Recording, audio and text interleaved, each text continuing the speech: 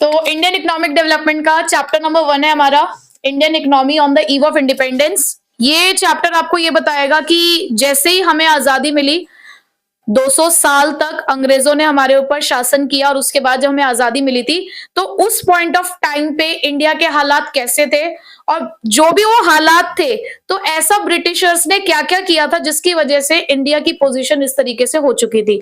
तो वो सारी चीजें हम लोग यहाँ पर इस चैप्टर के अंदर पढ़ने वाले हैं। ठीक है, तो देखो जरा, सबसे पहला तो यहीं से स्टार्टिंग होती है आपके चैप्टर की, Indian economy during the advent of the British rule, यानी कि ब्रिटिश रूल से पहले हमारी इकोनॉमी कैसी थी।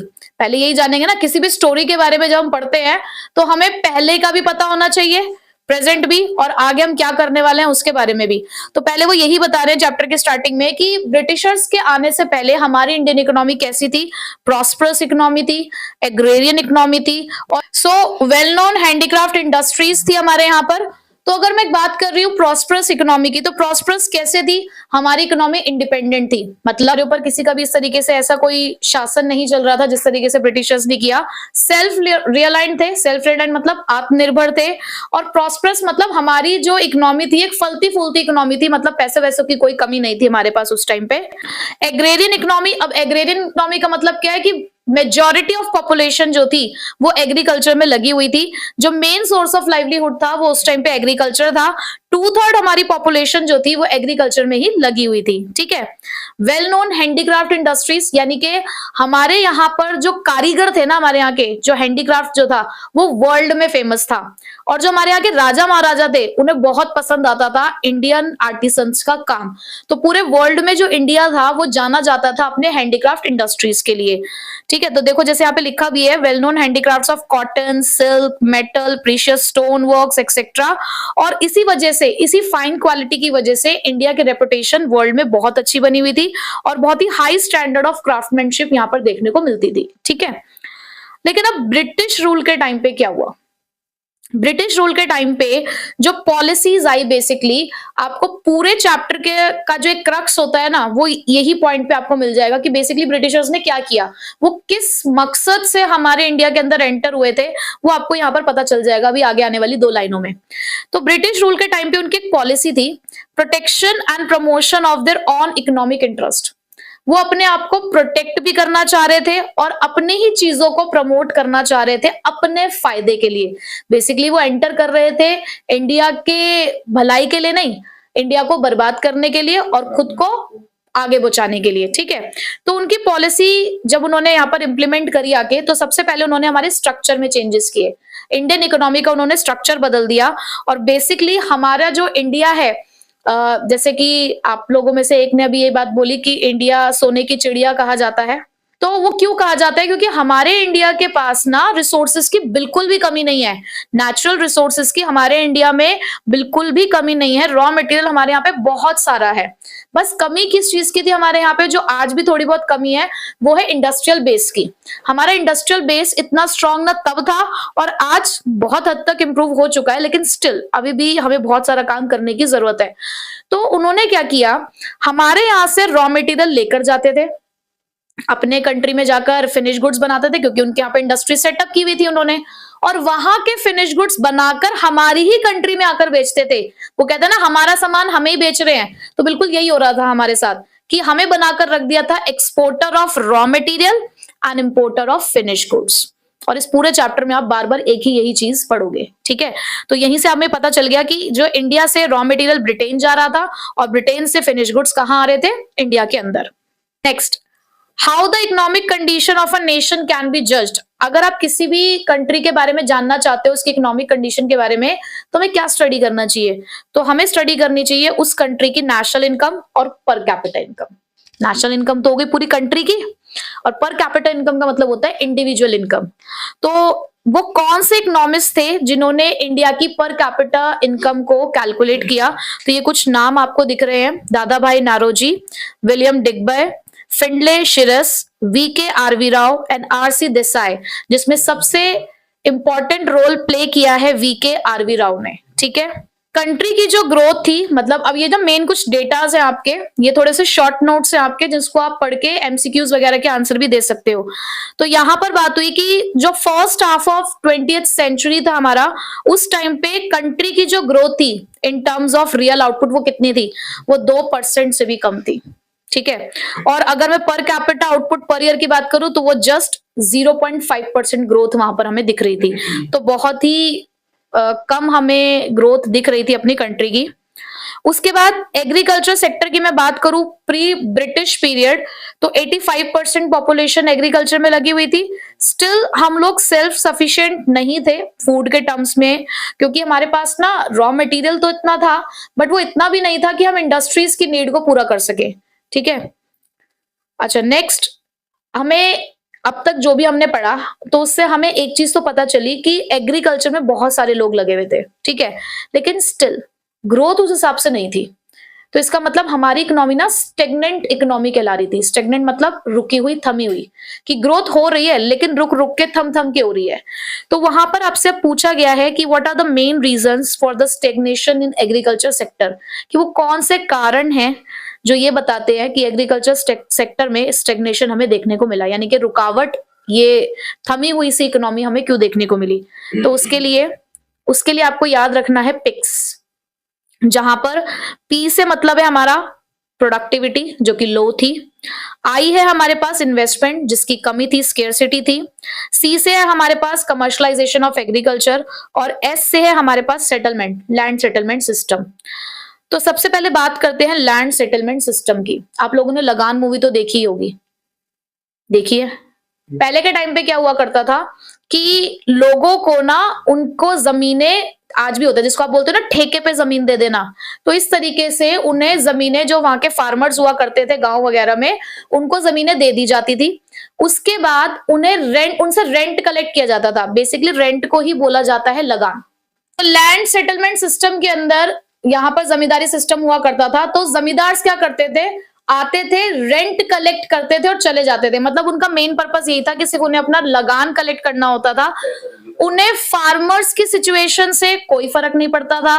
लैंड की इंप्रूवमेंट के लिए वो कोई पैसा खर्च नहीं करते थे कि भाई फर्टिलाइजर्स दे गए या HYV सीड्स दे गए। उन्हें सब चीजों से कोई मतलब नहीं था कि प्रोडक्टिविटी इंक्रीज हो।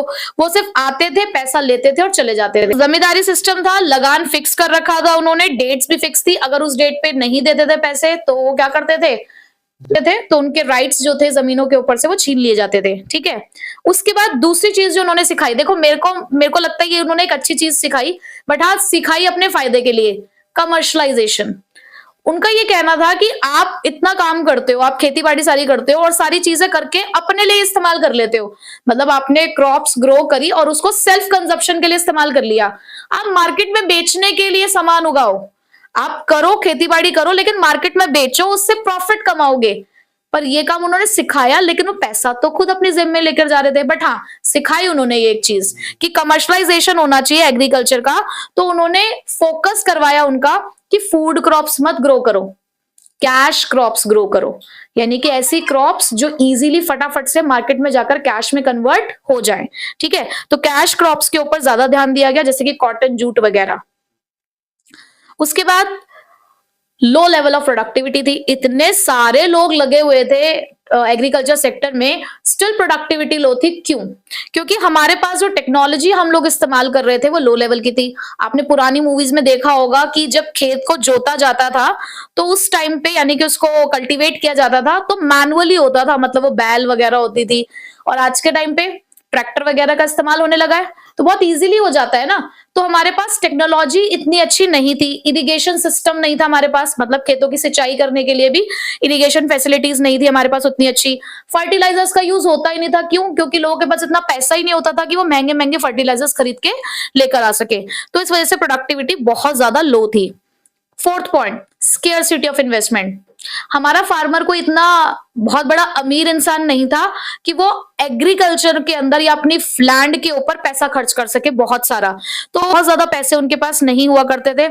इवन कई बार जैसे कि फ्लड आ जाती थी या फिर कोई ड्रेनेज की प्रॉब्लम हो गई है, तो उस टाइम पे उनकी सारी फसल खराब हो जाया करती थी। ठीक है, तो एग्रीकल्चर सेक्टर समझ आ गया आपको क्या होता है। इंडस्ट्रियल सेक्टर पे आते हैं। अब इंडस्ट्रियल सेक्टर की मैं बात करूं तो यहाँ पर वो कौन से रीजंस थे, मतलब आप यहाँ पर ये बताने वाले हो कि आपका इंडस्ट्रियल सेक्टर कैसा था। तो डी इंडस्ट्रियलाइजेशन हुआ सबसे पहले, डी इंडस्ट्रियलाइजेशन बोलूं या डिक्लाइन ऑफ हैंडीक्राफ्ट इंडस्ट्री बोलूं, बात एक ही है। देखो क्या होता है ना कि जब हमें सामने वाले को हराना होता है तो हमें उसकी ताकत और कमजोरी दोनों पता होनी चाहिए। तो हमारे इंडिया की ताकत क्या था, अभी हमने स्टार्टिंग में पढ़ा, हमारा वेल नोन हैंडीक्राफ्ट इंडस्ट्री, हमारी हैंडीक्राफ्ट इंडस्ट्री हमारे इंडिया की ताकत थी। तो जब ब्रिटिशर्स ने देखा कि इंडिया की ये पावर है, ये स्ट्रेंथ है, तो उन्होंने सबसे पहले इसी चीज के ऊपर वार किया, उन्होंने हमारी हैंडीक्राफ्ट इंडस्ट्रीज को बर्बाद कर दिया, क्योंकि उन्हें पता था कि ये वो ऐसी चीज है जिससे वो हमें हरा सकते थे और हम उनसे जीत सकते थे। तो इसलिए उन्होंने सबसे पहले हमारी हैंडीक्राफ्ट इंडस्ट्रीज को खत्म किया, और उसी हैंडीक्राफ्ट इंडस्ट्री के खत्म हो जाने के हमारे ऊपर बहुत ज्यादा एडवर्स इफेक्ट्स पड़े।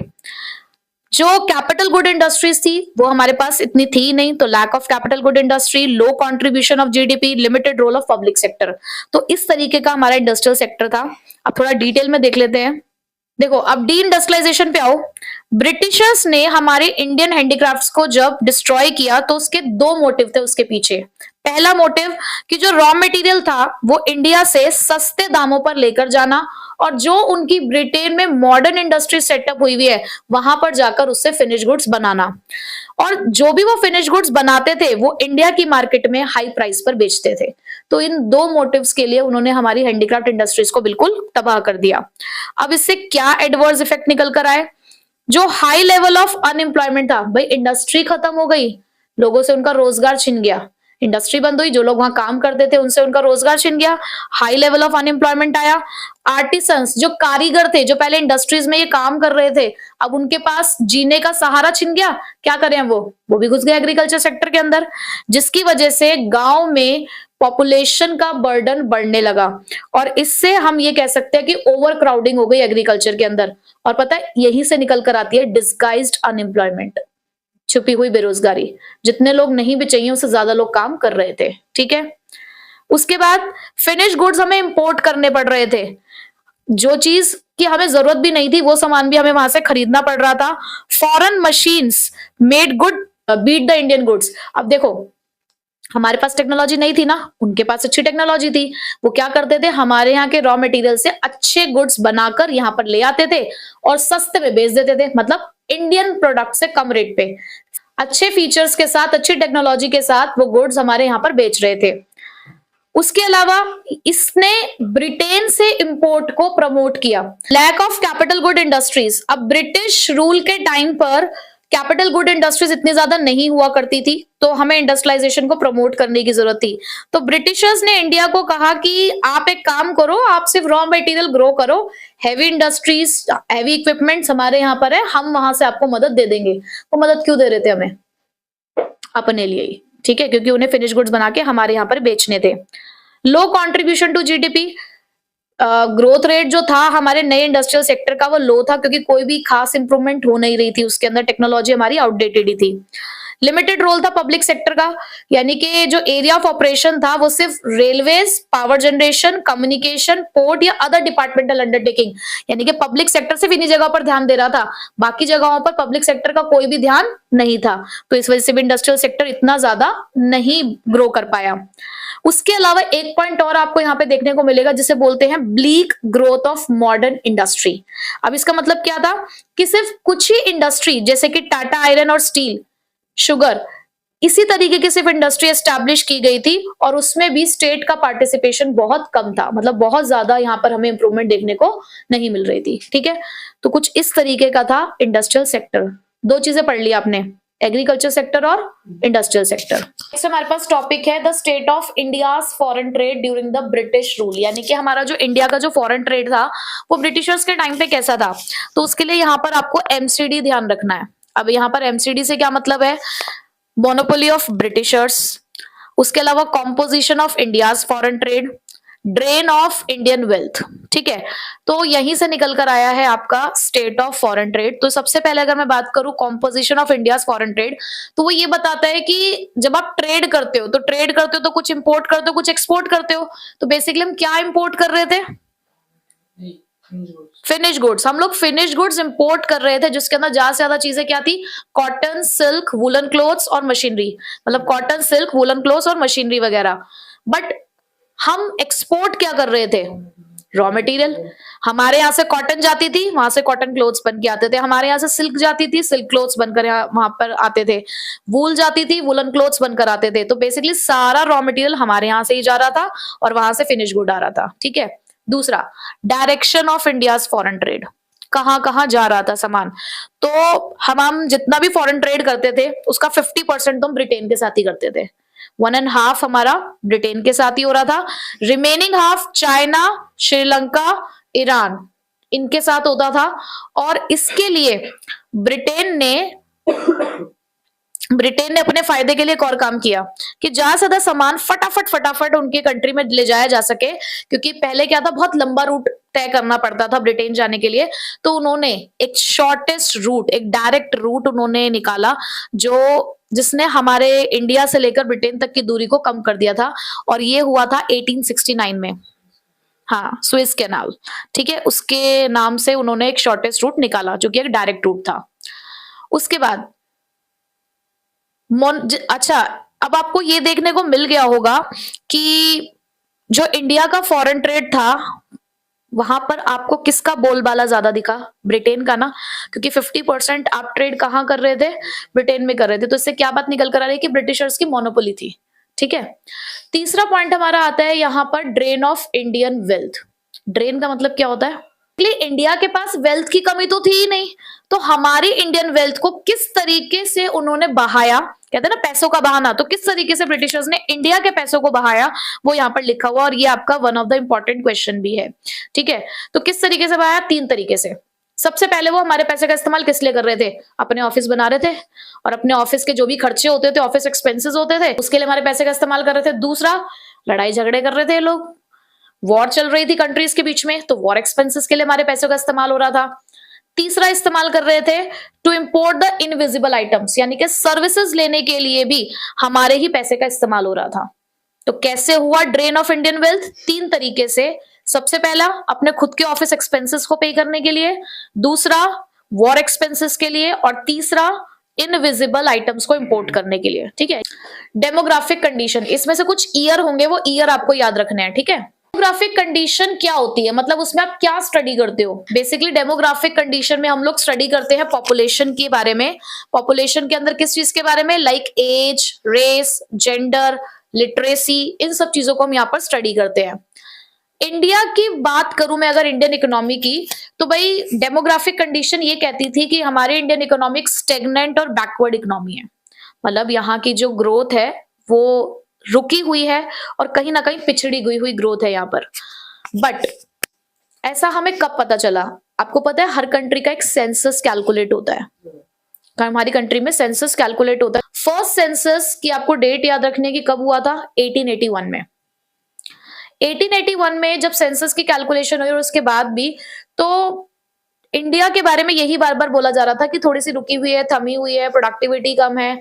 बट एक बहुत ही मेजर चेंज आया 1921 में। 1921 से पहले इंडिया की कंडीशन ना ऑलमोस्ट सिमिलर सी थी, बट 1921 के बाद एक ट्रांसफॉर्मेशन देखने को मिला इंडियन इकोनॉमी में, इसलिए इसका नाम भी रखा गया year of great divide.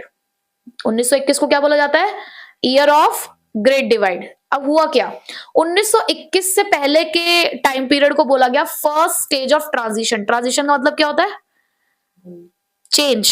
Transition का मतलब क्या होता है, बेसिकली चेंज। तो पहला जो हमें चेंज दिख रहा था वो 1921 से पहले की पिक्चर एक अलग थी। सेकेंड स्टेज ऑफ ट्रांसफॉर्मेशन यानी कि सेकेंड स्टेज ऑफ ट्रांजिशन हमें 1920 के बाद देखने को मिला, ठीक है। अब डेमोग्राफिक कंडीशन में हम यहाँ पे कौन कौन से फैक्टर्स को देखने वाले हैं कि क्या था हमारे इंडियन इकोनॉमी के अंदर, हाई मोर्टालिटी रेट। मोर्टालिटी मतलब लोगों के मरने की संख्या, तो हाई मोर्टालिटी रेट था, पुअर हेल्थ कंडीशंस थी, लिटरेसी रेट बहुत लो था, लाइफ एक्सपेक्टेंसी लो थी, और वाइड स्प्रेड पॉवर्टी थी हमारे यहाँ पर। तो डेमोग्राफिक कंडीशन ये थी ब्रिटिश रूल के टाइम पर। अब जैसे हमने बात की हाई बर्थ रेट और डेथ रेट की, तो अगर हम देखें तो बर्थ रेट का मतलब होता है कि एक साल के अंदर पर 1000 कितने बच्चों का जन्म हुआ, ठीक है, तो ये उस टाइम पे था 48 पर 1000। डेथ रेट का तो वो 40 पर 1000 था। उसके बाद लो लिटरेसी रेट, अब कितना था वो लिटरेसी रेट, लेस देन 16%, ठीक है। फीमेल लिटरेसी उसमें और भी बहुत कम थी, 7%, ठीक है। पुअर हेल्थ फैसिलिटीज थी, यानी कि जो हेल्थ सर्विसेज थी वो बहुत ज्यादा पुअर थी, अनअवेलेबल थी, इनएडिक्वेट थी, उस टाइम पे बीमारियां बहुत ज्यादा फैली हुई थी। वाटर और एयर बॉर्न डिसीजेस बहुत ज्यादा थी, यानी कि पानी से होने वाली और हवा से होने वाली फैलने वाली जो बीमारियां हैं वो ज्यादातर उस टाइम पे चल रही थी। हाई इन्फेंट मोर्टालिटी रेट, यानी कि the number of infants dying before reaching the 1 year of age per 1000 live birth rate per year, यानी कि जैसे किसी भी 1 साल की उम्र तक पहुंचते पहुंचते, मतलब इसमें जरूरी नहीं है कि पैदा होते ही 1 साल की उम्र तक पहुंचते पहुंचते अगर जैसे बच्चों की डेथ हो जाती है तो बेसिकली वही बताता है इन्फेंट मोर्टालिटी रेट। तो ये हमारे यहाँ पर बहुत ज्यादा था, 218 था उस टाइम पे। आज के टाइम पे फिर भी 33 हो चुका है पर 1000 में, ठीक है। लो लाइफ एक्सपेक्टेंसी, लाइफ एक्सपेक्टेंसी का मतलब होता है कि ऑन एन एवरेज एक पर्सन कितने साल तक जी पाएगा, तो ये बहुत ज्यादा कम था उस टाइम पे। आप कह सकते हो उस टाइम पे 32 ईयर्स था सिर्फ, आज के टाइम पे ये फिर भी 69 ईयर्स हो चुका है। उसके बाद वाइड स्प्रेड पॉवर्टी थी, बहुत ज्यादा पॉवर्टी फैली हुई थी, लो स्टैंडर्ड ऑफ लिविंग था जगह जगह पर, क्योंकि देखो लोगों के पास रोजगार नहीं था, बेसिकली रोजगार नहीं था, इनकम का सोर्स नहीं था, तो इसलिए पॉवर्टी दिख ही रही थी। क्लियर हो गया डेमोग्राफिक कंडीशन क्या होता है। अब ऑक्यूपेशनल स्ट्रक्चर पे आते हैं। ऑक्यूपेशनल स्ट्रक्चर का मतलब होता है जब लोगों को इंडस्ट्रीज और सेक्टर्स के अकॉर्डिंग हम उनको बांट देते हैं, यानी कि जो हमारे वर्किंग पर्सन है जब उनको हम डिस्ट्रीब्यूट कर देते हैं अकॉर्डिंग टू देयर इंडस्ट्रीज और सेक्टर, तो उसको ऑक्यूपेशन स्ट्रक्चर कहा जाता है।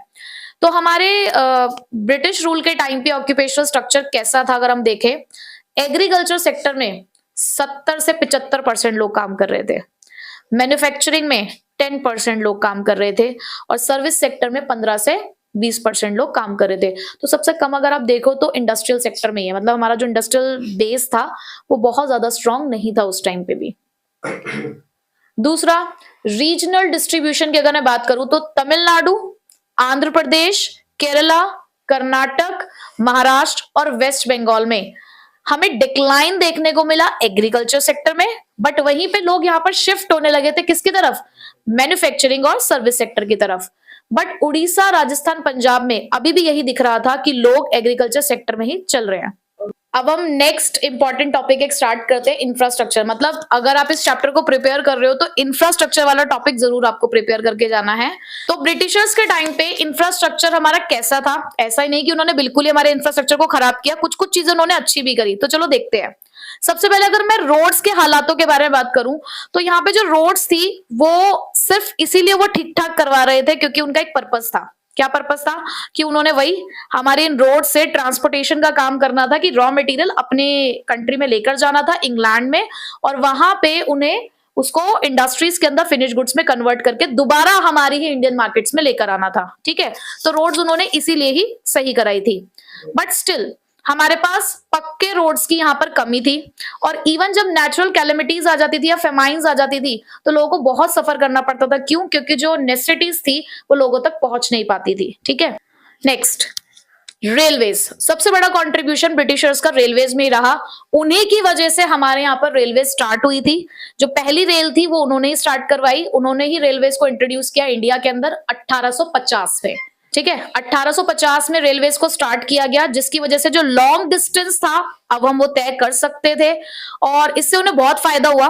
जो जियोग्राफिकल और कल्चरल बैरियर थे बेसिकली वो खत्म हुए। इसकी वजह से कमर्शलाइजेशन बहुत ज्यादा बढ़ गया था इंडियन एग्रीकल्चर का, एक्सपोर्ट्स बढ़ने लगे, और इसका अल्टीमेटली फायदा किसको हो रहा था? ब्रिटिशर्स को। तो वो कर तो रहे थे हमारा अच्छा, लेकिन अपने फायदे के लिए, ठीक है। नेक्स्ट, एयर और वाटर ट्रांसपोर्ट की अगर मैं बात करूं तो यस, यहां पर भी उन्होंने एक कोशिश, तो यहां पर उन्होंने फिर से एक इनिशिएटिव लिया कि वाटर और एयर ट्रांसपोर्ट को डेवलप किया जाए, बट वहां वो इतनी डेवलपमेंट नहीं कर पाए। लेकिन यहां पर सेटिस्फैक्टरी रिजल्ट नहीं मिला क्योंकि जो इनलैंड वाटरवेज थे वो अनइकोनॉमिकल थे, यानी कि वो थोड़े महंगे थे। और ज्यादातर यहाँ पर अगर देखा जाए तो जो एक मेन पोर्ट था हमारा, जैसे उड़ीसा के आसपास जो हमारा वो समुद्र तट होता है ना बेसिकली, तो वहां पे जो कैनाल बना हुआ था वो बहुत ज्यादा हाई कॉस्ट पे बना हुआ था, जिसको वो बाद में मेंटेन नहीं कर पाए, ठीक है। तो इस वजह से यहाँ पर कुछ खास देखने को नहीं मिला, उसको उस कैनाल को बंद कर दिया गया बाद में। नेक्स्ट, कम्युनिकेशन में उन्होंने क्या किया, पोस्ट एंड टेलीग्राफ सबसे ज्यादा पॉपुलर है, उन्होंने स्टार्ट किया। बट इलेक्ट्रिक टेलीग्राफ यहां पर भी एक्सपेंसिव थे, सिर्फ लॉ एंड ऑर्डर के लिए उसको इस्तेमाल किया जाता था, मतलब आप नॉर्मल पर्पस के लिए इस्तेमाल नहीं कर सकते थे, बेसिकली गवर्नमेंट ही उसको इस्तेमाल कर रही थी। पोस्टल सर्विसेज पॉपुलर हुई पब्लिक पर्पस के लिए, बट इनएडिक्वेट थी, मतलब हर जगह पर पोस्टल सर्विसेज वहां पर अवेलेबल वो लोग नहीं करा पाए, ठीक। यहां तक हमने पढ़ लिया। अब इतना कुछ पढ़ा हमने इस चैप्टर के अंदर, ब्रिटिशर्स ने बहुत कुछ किया। यहां से अब एक और क्वेश्चन निकल कर आता है कि what are the positive contributions made by the Britishers. तो उसमें सबसे पहला है, उनकी वजह से कहीं ना कहीं फूड ग्रेन्स के अंदर हम लोग सेल्फ सफिशिएंट हुए। अब कैसे, भले ही वो खाना उनकी कंट्री से हमें खरीदना पड़ रहा था, लेकिन आ रहा था हमारी कंट्री के अंदर। बेटर मीन्स ऑफ ट्रांसपोर्टेशन आए, रोड्स, रेलवेज कहीं ना कहीं उन्होंने डेवलप किया। फेमाइंस, चेक ऑन फेमाइंस का मतलब है, ठीक है कि हमने ये पढ़ा कि फेमाइंस के टाइम पे दिक्कत हो जाती थी, बट स्टिल वो जो काम कर रहे थे उसकी वजह से, जैसे उन्होंने ट्रांसपोर्ट को डेवलप किया, तो कहीं ना कहीं थोड़ी बहुत प्रॉब्लम वहां पे सॉर्ट हो रही थी। Shift to the monetary economy, ये अच्छा पर्पस था। कमर्शलाइजेशन ऑफ एग्रीकल्चर की वजह से लोगों को ये समझ आया कि वो सिर्फ अपने लिए नहीं, वो कमर्शलाइजेशन की तरफ भी जा सकते हैं, वो अपने सामान को बनाकर बेच भी सकते हैं मार्केट के अंदर। तो मॉनेटरी इकोनॉमी के अंदर शिफ्ट हुए हम। इफेक्टिव एडमिनिस्ट्रेशन सेटअप, देखो उन्होंने अपने ऑफिसेज हमारे यहाँ पर सेटअप किए, जहां पर वो काम कर रहे थे, मैनेजमेंट कर रहे थे, तो वो सब चीजें जो है वो भी इंडिया सीख रहा था कि किस तरीके से एडमिनिस्ट्रेशन वर्क किया जाता है, तो वो भी एक अच्छी चीज थी। तो ये कुछ हमारे पॉजिटिव कॉन्ट्रीब्यूशंस हैं जो ब्रिटिशर्स ने किए, बस यही आपको इस चैप्टर के अंदर करना है। और अगर मैं कहूं कि मेन क्या है, आप एग्रीकल्चर सेक्टर का स्टेग्नेशन का रीजन पढ़ो, poor state of industrial sector पढ़ो, जिसमें आपको डी इंडस्ट्रियलाइजेशन जरूर पढ़ना है, और उसके जो 2 मोटिव है, फॉरेन ट्रेड में ड्रेन ऑफ इंडियन वेल्थ पढ़ो, और इंफ्रास्ट्रक्चर में रेलवेज के बारे में, और ये लास्ट पॉजिटिव कंट्रीब्यूशन, ठीक है।